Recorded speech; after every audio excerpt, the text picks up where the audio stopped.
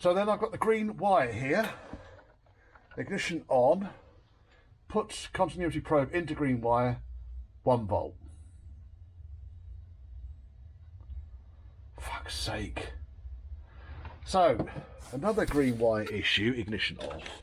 Another green wire issue, stop light switch.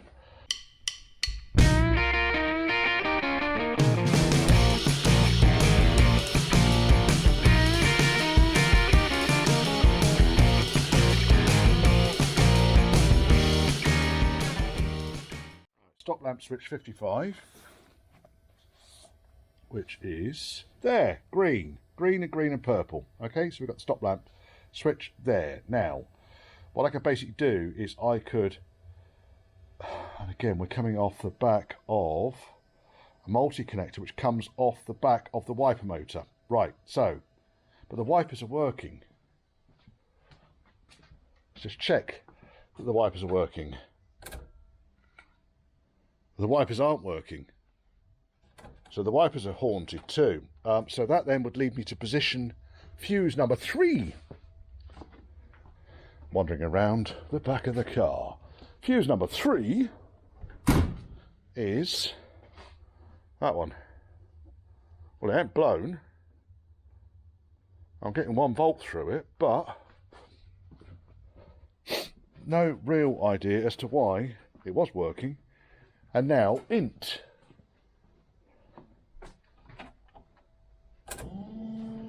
And now it is. Right, so now that's working. Oh, what's the P for? It's probably interference because the wipers are on. Turn wipers off. 12.1 volts. Right, so now if I connect up the switch, it's a bit fiddly, but easily achievable. And then this is my little jump wire that I use to test. It's got 2 male terminals on it. Right, now, push the brake pedal down. Ah, we've got brake light there. You can see it reflecting in L95. Right, so now brake lights are working. So very clearly we have a minor issue with fuse number 2 and fuse number 3. And it's going to be the resistance around these little terminals down here. And I've had this problem before.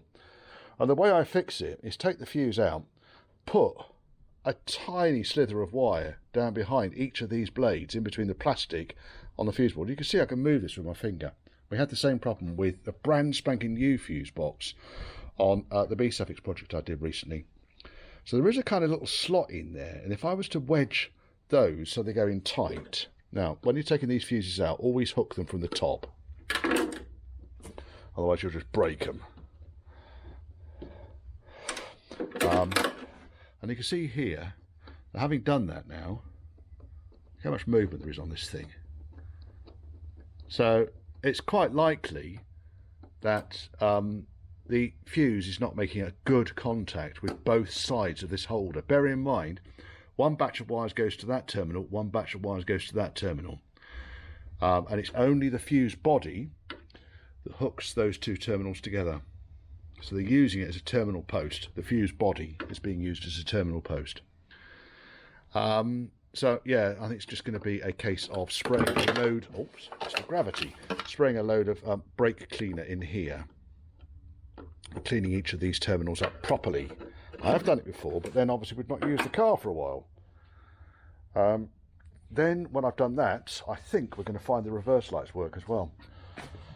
Because when I looked at the diagram, and I've not tested the reverse lights since yesterday, but when I look at the reverse lights, they come off the back of fuse number 2. So the chances are now, when I clean those 2 terminals up, we'll find we're getting power to that green terminal there. It's not high resistance, but the high resistance you just saw on the brake light switch is a classic example that we were getting 0.5 volts. Now, what would be interesting, because we heard that resistance coming through, or interference coming through the power probe.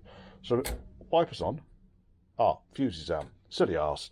I'll clean it up. what I want to test is when the wipers are on, I want to make sure the brake lights still work. And it's easy enough to see with the reflection on the back of my car that the brake lights are working. Right, I'm going to have that coffee now. I promise myself. We're slowly inching through this. I think once I've got the brake lights working and I know that the majority of this is working around here, the main signals to the back of the car are working, I'm going to get on with getting the engine up and running. While the fuel tank is empty, I do want to get that low fuel warning light operational and also understand where on the gauge empty is. Because I've got a feeling that empty is actually not going to be on empty. Yes, I think. Right. So that just, again, needs, on here, we'll have fuel gauge and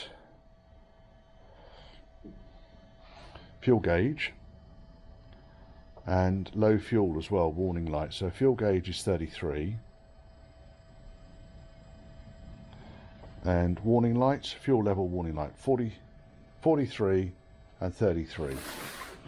So 33 comes off this wire here, which is G, whatever that says. I can't see it because I've got the wrong glasses on. Following down, GU by the looks of things. 77? No, that's water temperature. Oh, let's put my bloody glasses on. Right, where are we? Let's get... Oops. I get my reading glasses on. A bit grubby. Right, now let's have a look. Oh, there we go. Oh, I can see now. GB. So that's green and black. But that wasn't 33. 33, fuel gauge. 33 is green black.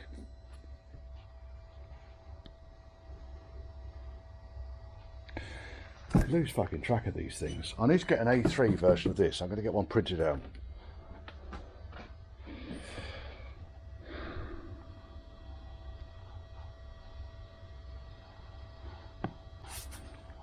Green black, which then goes to 76, which is the fuel gauge unit. So that's the warning light. And white green is the fuel gauge.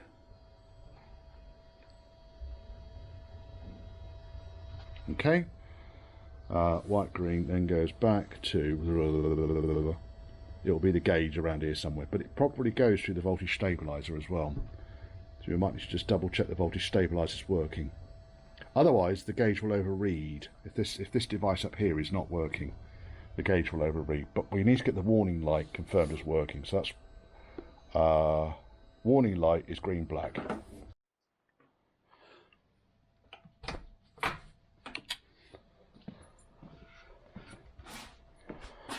Oh yeah, right, they're working. That's good. Indicators are working. Wipers working. Indicators working. Full beam telltale's not doing an awful lot. And then I started looking at the fuel gauge. So basically we've got two wires at the back. We've got green and black and a white and green, I think it is. I've just connected the two wires at the back and I'll show you how, but basically I've tested that the continuity between the ignition and the gauge is good by taking the three wires off the tank, one of which is earth. I'm just going to go down here because I haven't strapped that silence up yet. So basically taking the three wires off, taking the green and black wire and just joined it up directly to the earth, and I'm going to do the same thing now with the white and green wire, which somewhat cack-handedly, working one-handed. I'm just going to connect these two together. Very cack-handedly, Richard. Get in there, you bastard. Right, like that. There we go. I'm now going to go... Oh, good grief. I know. And connect this chappy. So now, when I turn on, I'd expect to see the fuel light come on. Oh yeah, so we know the circuit's good. There's not a lot I can really do with that now, so I'll do that later on. let's pop the old fuse in the fuel pump, which I kept down here. Did I lob it in there, Mr. Glovey Boxy? I don't know what I've done with the bloody fuse. There it is. No. That's a 30 amp fuse. No, that's too big for that. So I need to find out what size fuse we really want for the fuel pump. And here's the box here. How about that? Right, let's go around to the bench and fuse. Right, documentation suggests 3 to 5 amps, which is exactly what's going to go in there. So that can go in, and ignition can go on, and we should hear the fuel pump kicking into life.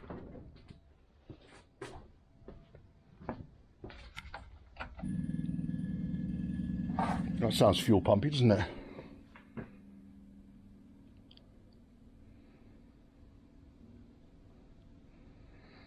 And it's designed to run continuously.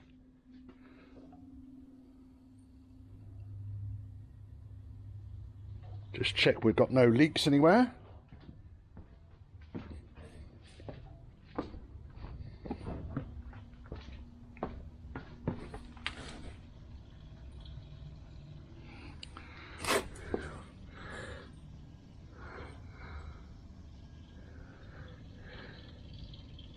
That all seems to be okay.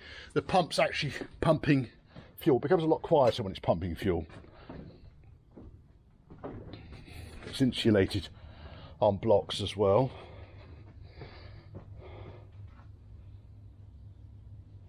Well, that's fuel system primed. I think we're going to try for a start. Might have to charge this phone up charge this camera for a minute, because we are down to 4%. Right, let's give it a go. Battery's on. Everything's clear. I've got oil pressure. Will it start? I'm going to give it a bit of choke. And ignition on, in neutral, and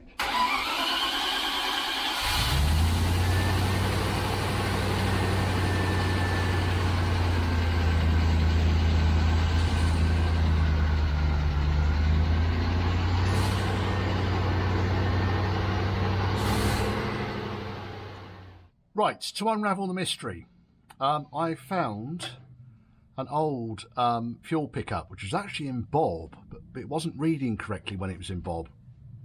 And I think the reason it wasn't reading correctly was because the float had sunk. So I fitted a brand new unit to Bob, and this is the nearly new unit that came out. So effectively all I've done is I've connected up the black and green wire to the white terminal, which is labelled on here as T. Excuse me, T, and the white and green cable goes to W, which kind of matches the terminal names we've got up here. So at the top we've got T, and at the bottom we've got WL. So it's wired up in exactly the same way as I originally had it. Now, the earth wire on the earlier style, as you can see, it's a metal plate, and the earth wire goes direct to the metal plate. So what I'm doing now is I'm just balancing this thing such that the float is at its lowest point. So when I flick the old ignition on, I would expect the warning light to come on and the gauge to read 0. Well, the warning light's on and the gauge hasn't moved, not a millimetre, which is encouraging. Right, now, next, I'm going to max this gauge out. So, all I'm really going to do here, get back down on the fucking floor again. Yes, I know. If I position the gauge like that, so the gauge is now maxed out as if the tank was absolutely brimmed, yeah, and you can see that the lever couldn't go any further forwards. Now I'm expecting the gauge to max out and the warning light to be off. What do you reckon? What are the chances? Ta-da! The light's off, gauge is racing across.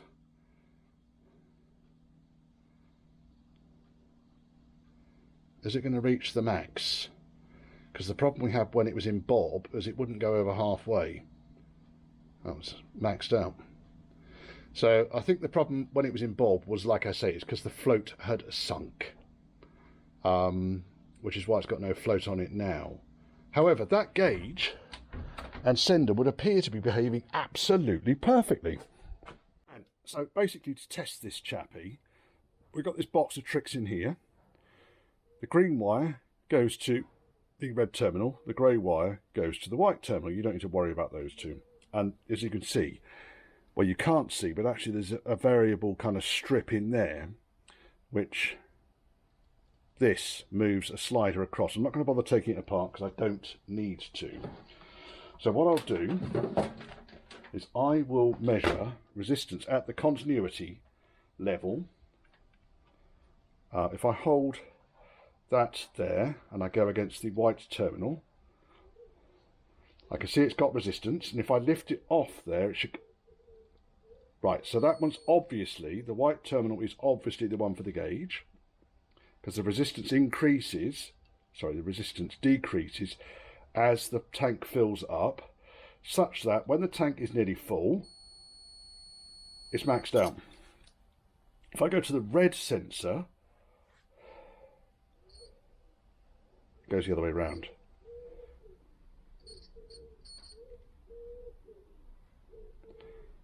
Now, interestingly, it doesn't actually work when it's completely empty. It only works as it fills up. So this will be why you get the flickering light. I've got the unit out of the tank. What I'm basically going to do now is, I think I can see what the problem is here. So if I look at the new unit first and foremost, and what I can do is basically very, very, very roughly measure the height of the float from the level there, and it's 7 inches from the level. Okay, so where the pipe goes in, which is pretty much the same on both units, the base of the float is 7 inches below that. Great. Okay, so that's the first thing tested. What I'll next do is I will measure the continuity to that port. Now I can see that's open circuit at the moment, so the light would light up. However, as I start to move the gauge up, it gets to 6.5 inches and cuts out. Now that's important. So we'll measure this one now. Let me just come back a tiny bit. And if I just earth this out here, just try not to interfere too much with the measurement setup and so forth. And I measure this on the red terminal. So we've got open circuit. I'm going to move it up and up. Right, 6 inches. It's actually nearer 5.5 inches. So the rod here, when this is right at the base, I suspect what's happening is it's actually resting on the bottom of the tank, and that's resting on the bottom of the tank like that. So it's never actually kicking off. Okay, next thing with regards to the gauge. So while we're here, let's go to the 200 scale on the ohmmeter, and we're going to measure the resistance as it's completely empty. And as you can see, we are, if I stand this up here, you can see, so I'm not particularly bothered now about the measurement, but it's more about the resistance as the tank starts to fill up. So we are open circuit. Right, I have to go slowly because it takes a while for the resistance to pick up. So 186 ohms, 160, 130, 100, whoops, clicked off there, 84, 85, up to the top, 70, the other one's getting in the way now, 50, let's go wide open so the tank is absolutely brimmed, and we're at 18 ohms. Okay, run the same test now on the other device. We'll move this crap out, so let's move this one a bit closer. So exactly the same test. But now measuring resistance. Put it down here so I can fucking see it. So we are completely closed. Okay, and we open up a tiny bit. Nothing. Open a bit more. Oh, we're now down to 160, but we're a fair way open already. 120, 115. Sorry, we're clashing on the other. Let's get the other one out of the way. Fucking Richard. 90, 70, 56, almost fully open. 22. So when it's fully open, we're reading less ohms than the original item. Now I think all I really need to do here is bend this rod like that, so that even if it is sitting on the bottom of the tank, if I use this ruler now to measure, so basically I'm just using the line, I don't know if you can you see? I'm using the line along the top of the tailgate, bottom of the tailgate here, to measure. So now we are at 6.5 inches. So that float will be at 6.5 inches. So we'll go back to continuity, and we'll open circuit.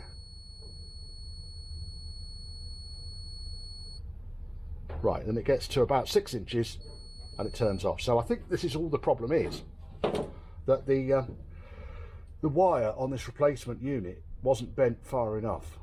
Now I'm going to put this one back in because I've got my suspicions about the other unit, but what I really wanted to do was compare the resistance and also the height. So we'll pop this unit back in and see what happens. It's a bit of a faff getting to it, but at the moment I haven't strapped the silencer up into place, so we should be able to do this. Right, had it running. Oh yes, and got the carbs actually behaving themselves. Yeah, so they were just basically what was happening was that it would run all day long on choke, push the choke in, and it would stall almost instantly. And I was thinking, oh, maybe it's ignition, maybe it isn't. Didn't fuck around with the ignition. Thought, you know what, I'm going to start it off choke, or start it with choke, put my foot down on the accelerator, holding the throttle open, and then push the choke in, and of course it died instantly. So I'm still thinking, that's weird. So it's not rev related. It's got to be mixture related. So I took the dash pots off the top there, wound, as per the manual, wound the jets up to the bridge. And I'm going to show you all this again in a second, and I'll explain why. Wound the jets right up to the top, and then backed them off, i.e. winding the mixture screw clockwise 3.5 turns, and that's got it behaving itself. So I don't know whether I couldn't count the first time round or what. Anyway, my problem now is when I'm running, fuel's coming out of the float chamber vent. Now, as far as I was aware, I set the float chambers up correctly, so there really shouldn't be an issue, but there is, evidently. So I need to take the carburetor off because I need to get into the float chamber in order to establish what's going wrong down there. It could just be the needle valve. Let's move you down a bit so you can actually see what's going on. It could just be the float needle valve. So the big socket here is 5/8, small one 1/2 inch. I had already started to loosen that. Rest thy sphincters. Because we've got the return pipe going back to the tank, we're fairly okay on that. So that's good, I've done that. We've also again on the back here of the carburetor got the cold start, the choke link rod. I've taken the main carb link rod off, which is just one of these, very similar to the Stromberg jobby. And then the choke link rod is just held in place with a screw. Screw or a nut? Screw.